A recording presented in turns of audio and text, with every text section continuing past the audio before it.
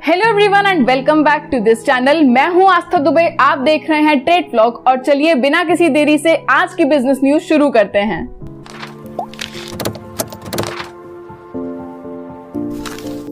तो पहली खबर है VI यानी कि वोडाफोन आइडिया के बारे में। वोडाफोन लॉसेस वाइडर और 7023 करोड़ लगभग उन्होंने लूज कर दिया है Q4 में। इसके बाद उनके शेयर्स भी 15% तक गिर गए। तो जून में जैसे ही लॉकडाउन्स ईज हुए और जैसे ही कोविड केसेस कम हुए, CMIE यानी कि centre for monitoring Indian economy ने रिपोर्ट किया है कि अनएम्प्लॉयमेंट इंडिया में फॉल हो गया है 9.17% तक। बहुत ही अच्छा साइन है ये।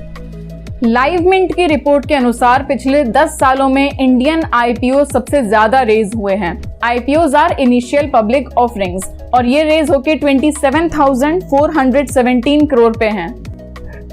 तो पिछले कुछ दिनों बहुत बड़ा हंगामा खड़ा हुआ जब यूरोपियन यूनियन ने कोविशील्ड को रिकॉग्नाइज नहीं किया या अप्रूव नहीं किया।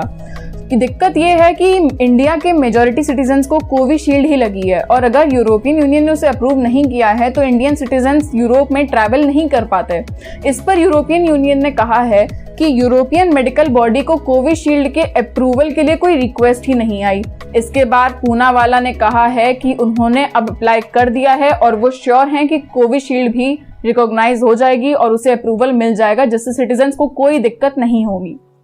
गवर्नमेंट ने अनाउंस किया है कि अब प्राइवेट सेक्टर भी 16 राज्यों में ब्रॉडबैंड कनेक्टिविटी पहुंचाने में अपना पार्टिसिपेशन कर सकते हैं भारत नेट के साथ।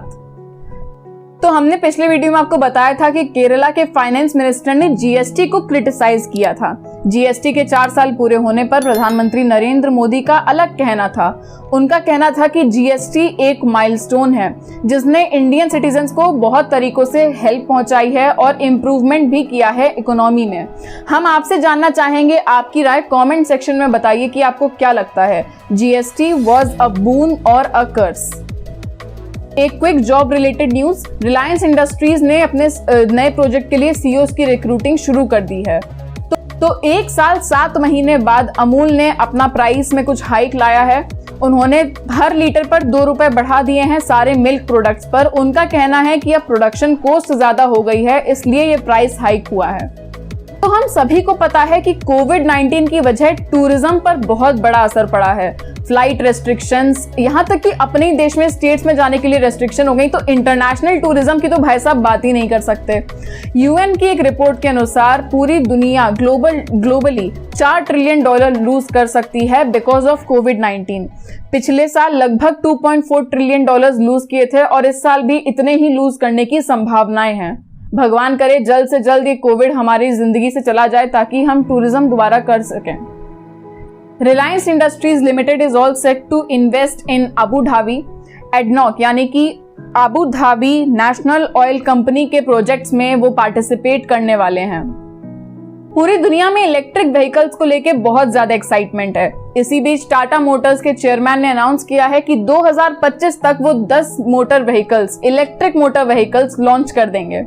आप हमें बताइए आप कितने एक्साइटेड हैं इलेक्ट्रिक व्हीकल्स को इंडिया में एक कॉमन बात होते हुए देखने तक। मैं तो बहुत हूं, क्योंकि ऑफ कोर्स इससे एनवायरनमेंट को बहुत फायदा होगा।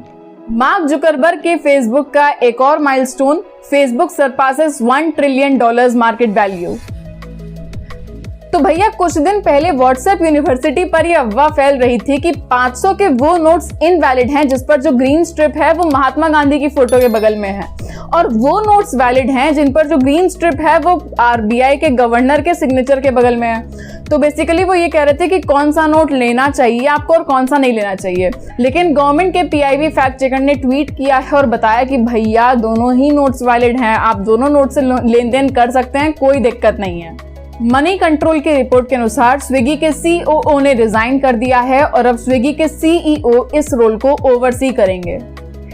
इंडियन एक्सप्रेस की रिपोर्ट के अनुसार टेस्ला को गुजरात में 1000 हेक्टेयर की लैंड ऑफर की गई है मैन्युफैक्चरिंग या असेंबलिंग यूनिट बनाने के लिए। जाहिर सी बात है इंडियन गवर्नमेंट फेवर कर रही है टेस्ला को इंडिया में लाने के लिए।